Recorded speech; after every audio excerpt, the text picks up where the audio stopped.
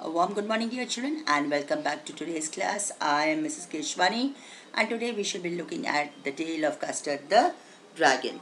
So, I expect that you have your books and notebooks open in front of you to page number 129.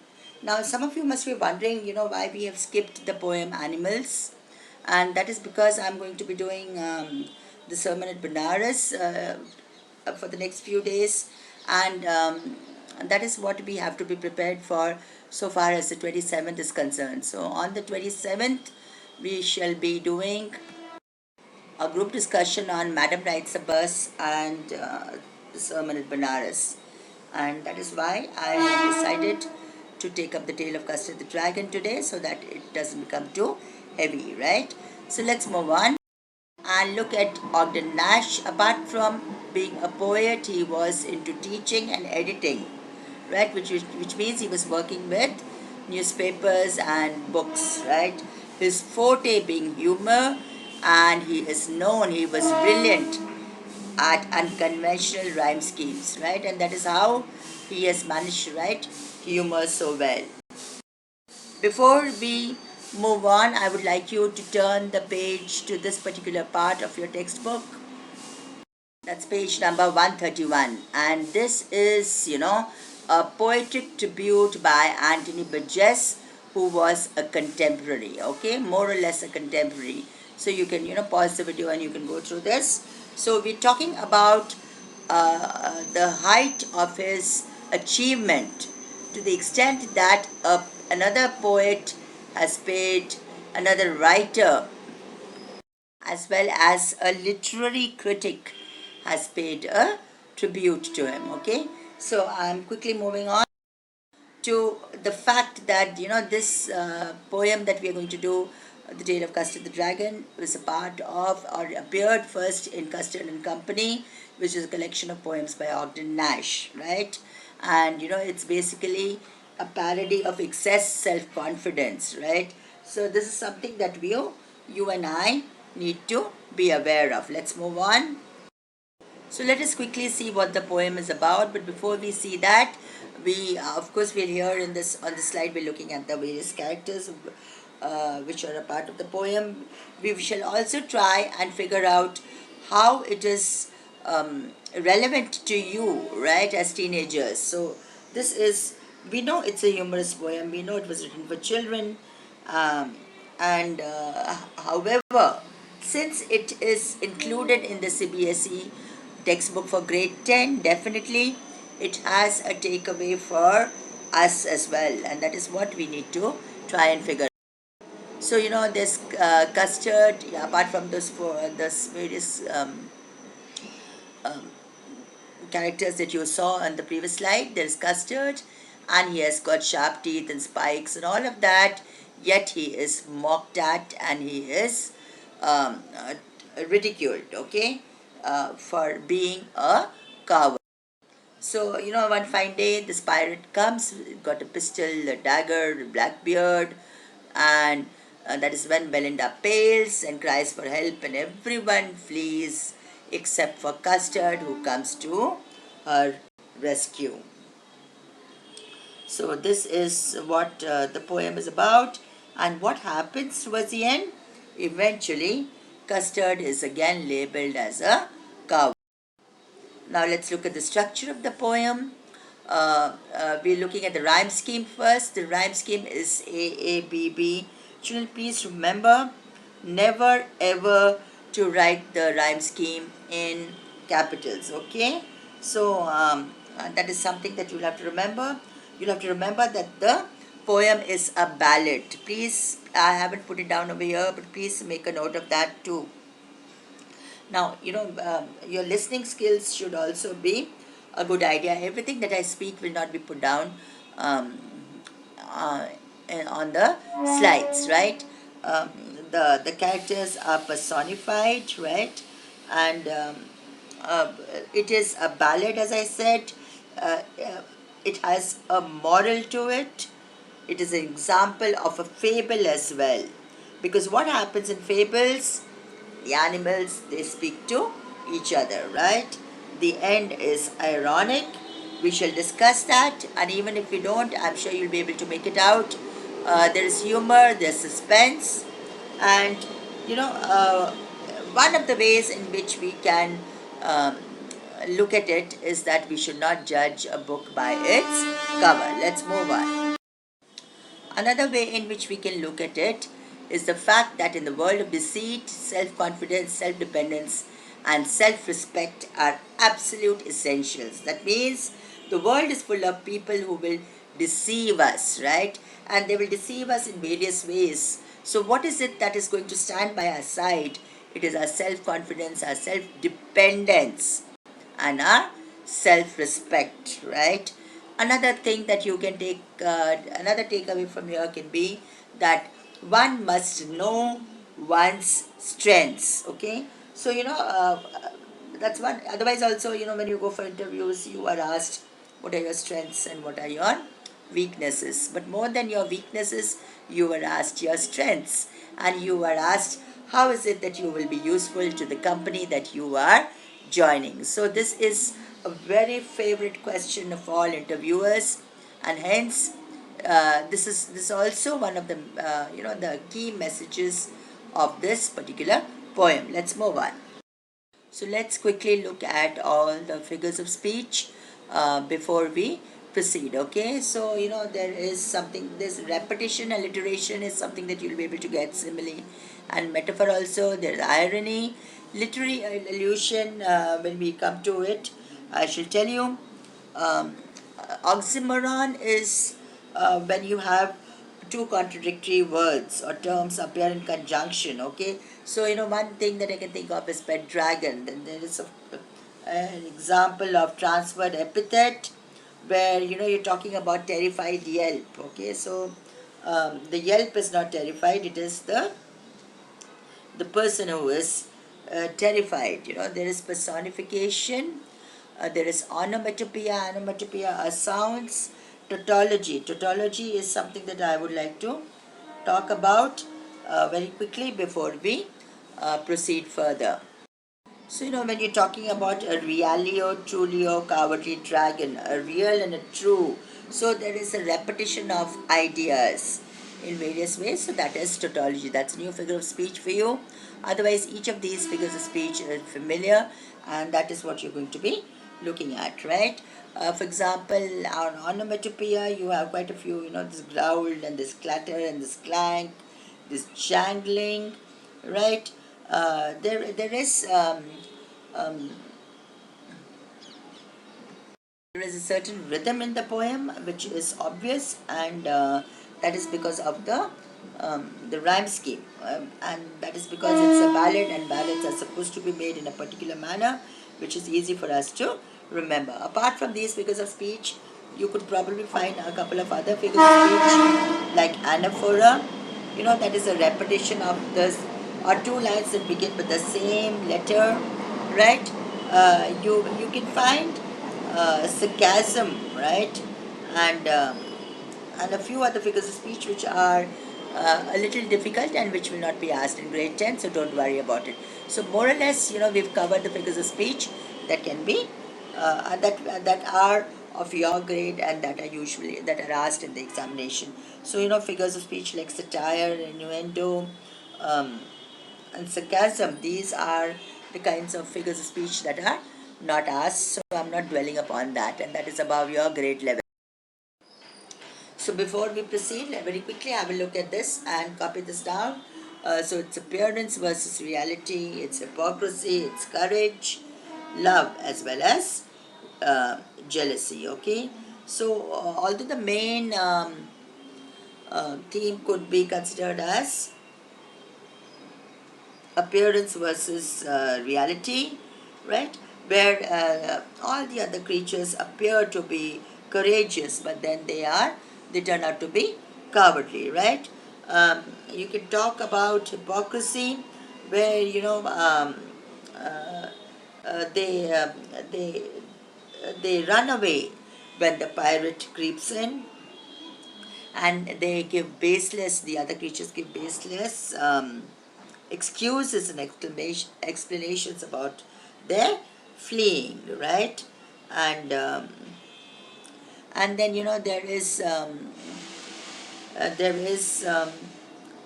the irony where it's ironic that the dragon remarks that I quite agree that everybody is braver than me, right?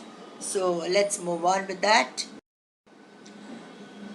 So in the first stanza, we come to know about the characters. So who all are there and where do they live, right? As I told you, this is an example of tautology, and then the names of the creatures as well as where they live is given in the first two stanzas, right? Um, so we're talking about uh, names that were um,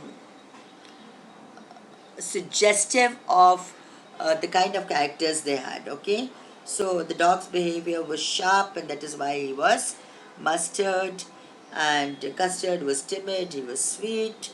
The kitten was Ink, and Belinda had a mouse that was called Blink, right?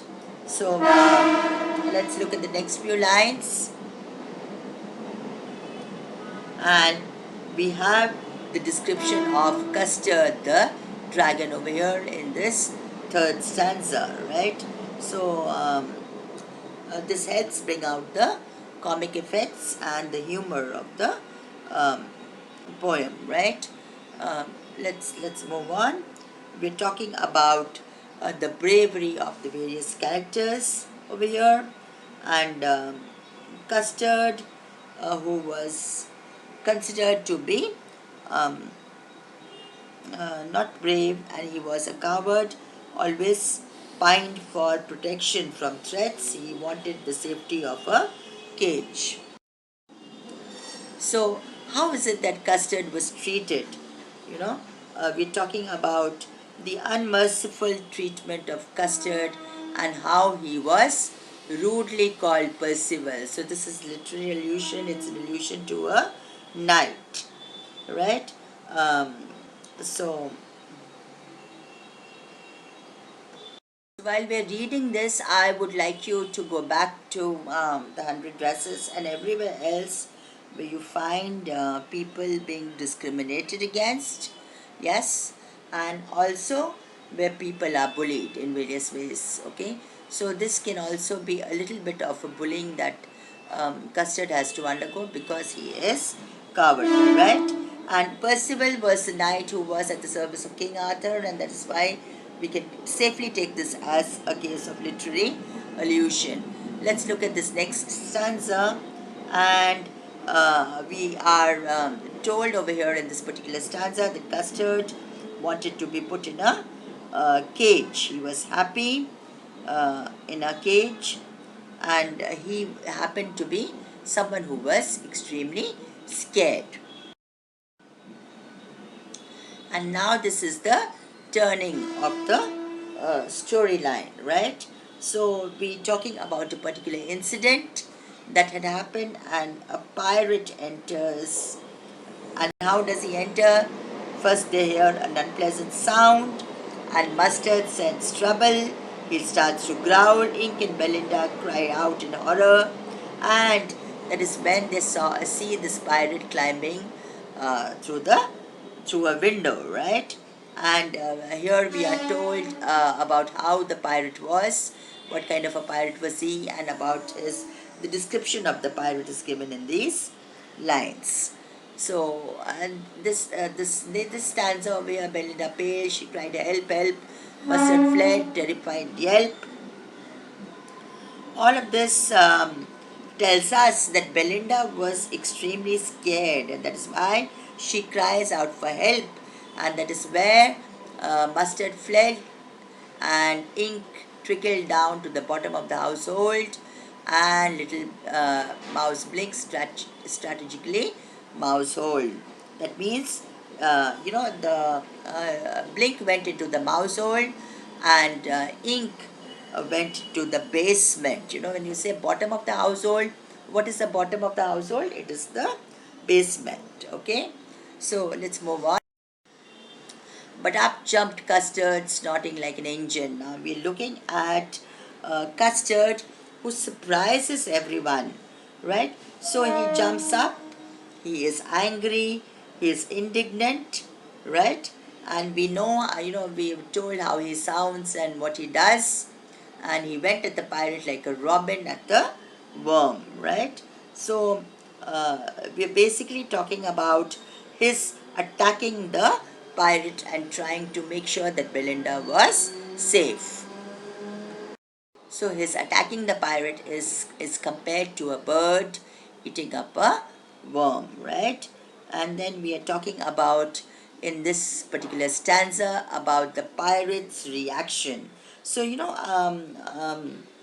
initially, and from background information, we know that the fact that Custard was a coward would be known to everyone, including the pirate, perhaps, right? So, but now he knows that he has no chance of winning. So, and he doesn't know what to do. He is extremely scared, and so he sips on some, or he takes a sip of this alcohol from his flagon.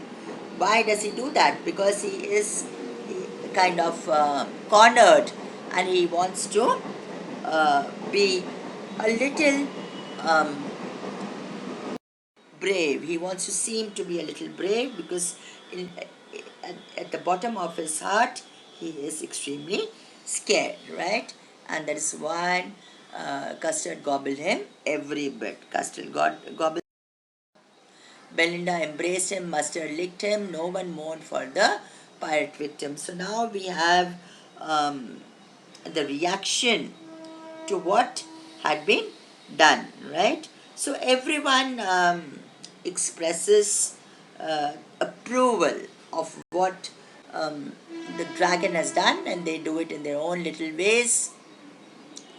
And eventually, it so happens that um, everything in this stanza, everything goes back to normal, and Belinda is once again living um, in the same White House.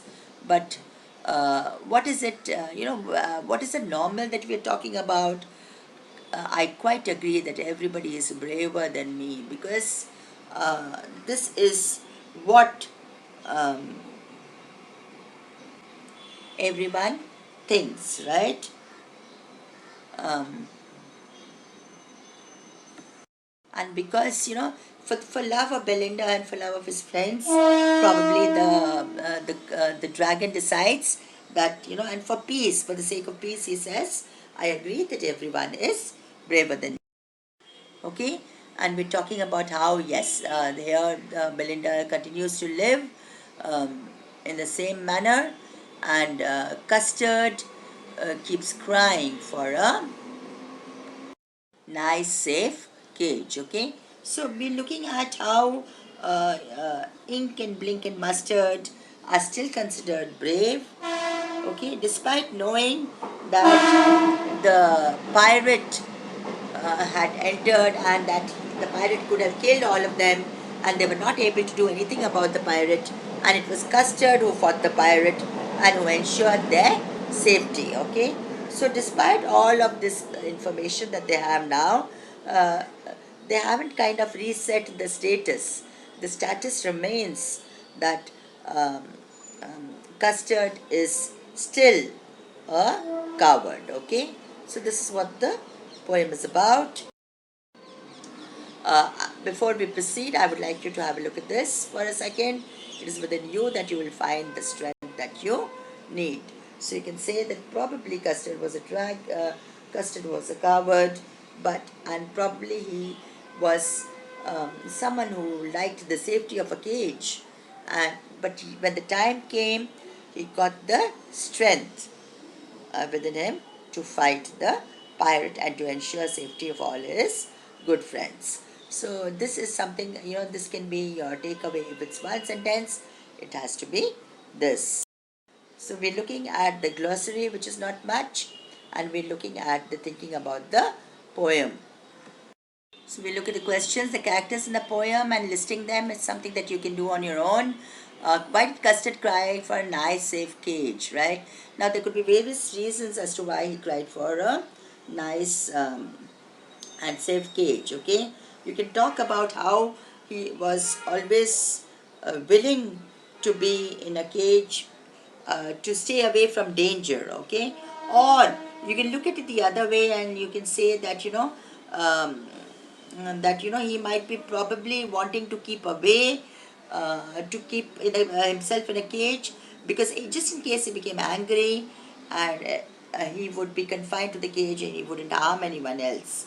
Or you can say that he was a loner and wanted to stay all by himself. Okay, so there are various ways in which you can answer this question. Belinda tickled him, she tickled him. Unmerciful, because um, she was, of course, she was fond of him, and he was a dragon. But the fact is that he was scared, right?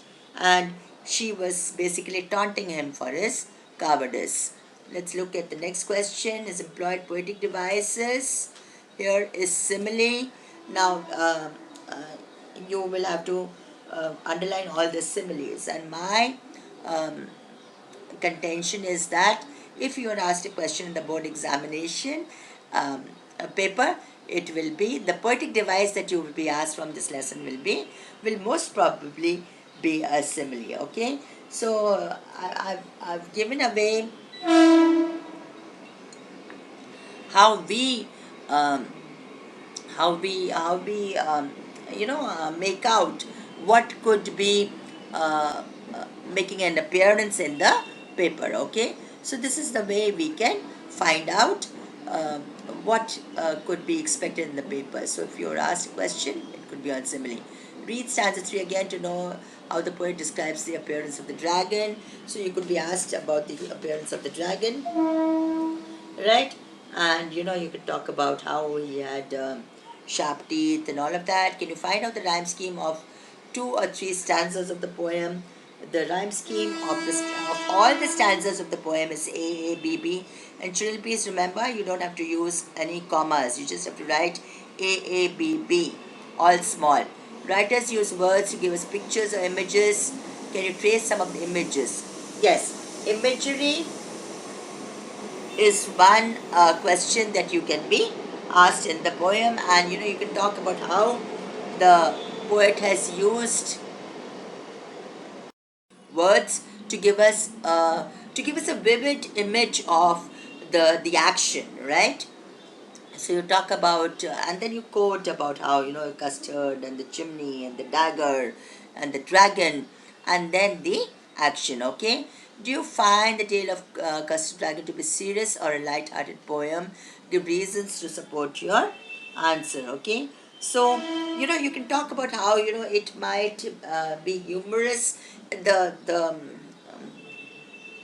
We can talk about how the genius of the poet lies in the fact that for a small child it is a humorous poem, but for a child of your age there are quite a few insights into psychology.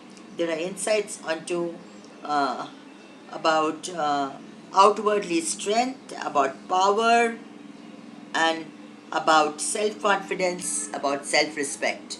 So so your takeaway is what you will mention over here. So this is the kind of question that you will write in 2 paragraphs. You will write the first paragraph on how it is humorous for a small child, and the second paragraph on your own takeaway. The poem is in ballad form. It tells a story. Have you come across modern song? Tell it and collect such songs as a project. Now again, a ballad is been asked, right? So you should be able to write a ballad.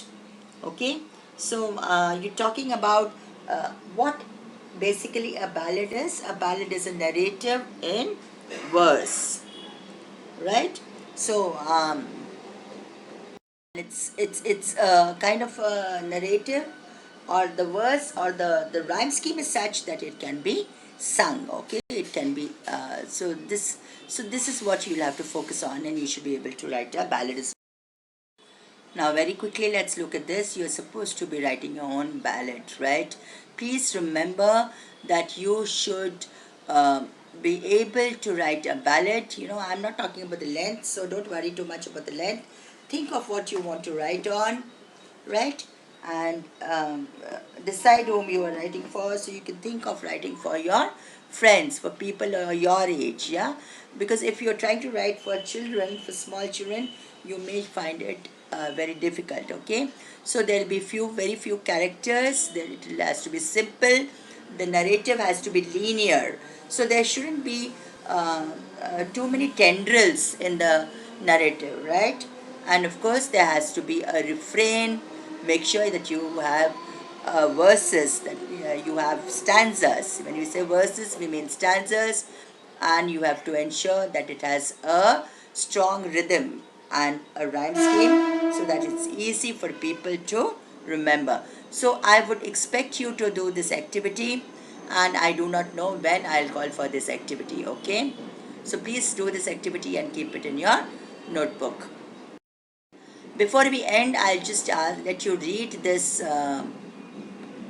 slide and two more that follow, right? So you can just pause the video and you can go through this. This is about the second Custard poem. So you know there are a number of poems in that particular book, and the second poem, which is the longest in the book, and it is 125 lines. It expands on the first, and that is why I have put it over for you, for those of you who are interested. So pause the video over here and read through the slide and through this slide. And here is the last slide, right? So you can pause the video and you can read through this. And this one thing that I want to tell you, you don't have to write down all the question answers. Now I'm being very selective about the answers that you need to write. You need to write answer number 8, right? I put a star there so that you will remember, and you have to write the ballot. So with that, we come to the end of today's class. Stay safe, dear children, and God bless you all.